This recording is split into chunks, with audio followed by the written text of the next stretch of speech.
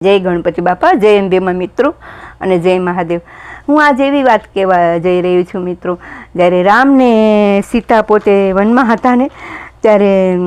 પોતે દાંપત્ય જીવનમાં મધુર ક્ષણ માણતા હતા પોતે, ત્યારે વૃક્ષ નીચે સીતાજી બેઠા હતા અને રામ પોતે ફૂલ લેવા ગયા અને ફૂલ લેવા જતા જતા ત્યારે એમ ફૂલ લઈ અને સીતાજીને કેમ કે ગજરાની માળા પહેરવા જતા હતા ત્યારે જયંત છે ને, ઇન્દ્રનો દીકરો જયંત છે ને, એને થોડું મનને એમ થયું કે અરે આટલા સરસ સીતાજી ને આટલા રામ અને વનમાં બી આટલા શિંગાર કરાવે છે સીતાજીને, તો એને છે ને જોઈ ન શક્યો કે ને ઓલો માણસને જરાક ક્રોધ આવે ને થોડી ઈર્ષાઈ ઉપડે ત્યારે જોઈને, ત્યારે જયંત ઇન્દ્રના દીકરા એને છે ને કાગડો બની અને પોતે પગમાં સીતાજીને ચાંચ મારે છે તો સીતાજીને લોહી નીકળે તો રામ સહન ન કરી ગયા। રામને ખબર પડી ગઈ કે આ ઇન્દ્રનો દીકરો જયંત છે અને એ જયંતે પોતે કાગડાનું રૂપ લીધું છે, એટલે રામે એને બાણ મારી તો એની એક આંખ કાગડાની વહી ગઈ અને દોડવા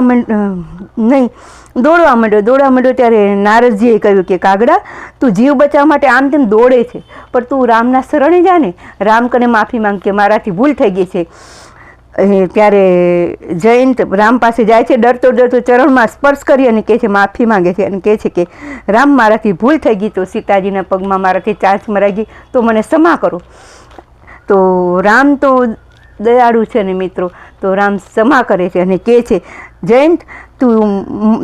મોહવશ થઈ અને